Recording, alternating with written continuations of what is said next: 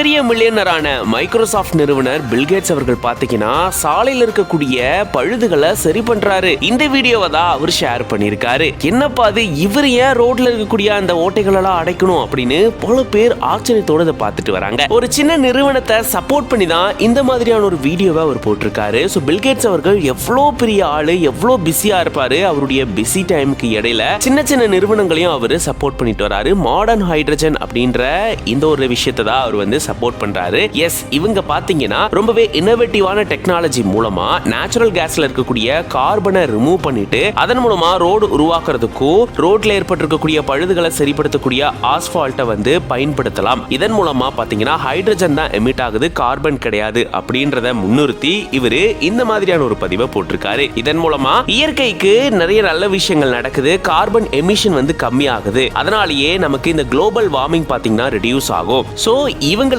Support பண்ணலாம். Hydrogen emit ஆகிறதுனால நிறைய நல்ல விஷயங்கள் நடக்குது அப்படின்றத முன்னிறுத்தி இப்படி சாலையில் ஏற்பட்டிருக்கக்கூடிய சின்ன சின்ன ஓட்டைகளை இவரே அடைக்கிறாரு. இந்த கம்பெனியால தயார் செய்யப்பட்ட அந்த ஆஸ்பால்ட்டை பயன்படுத்தி அந்த ஹோல்ஸ் எல்லாத்தையுமே இவர் ஃபில் பண்றாரு. இப்படி ரொம்பவே எளிமையா இருக்கிறாரு பில்கேட்ஸ் அவர்கள். இதை பார்த்த பல பேர் டேங்கப்பா இவர் வேற லெவல் போங்க அப்படின்ற மாதிரி கமெண்ட் பண்ணிட்டு வராங்க.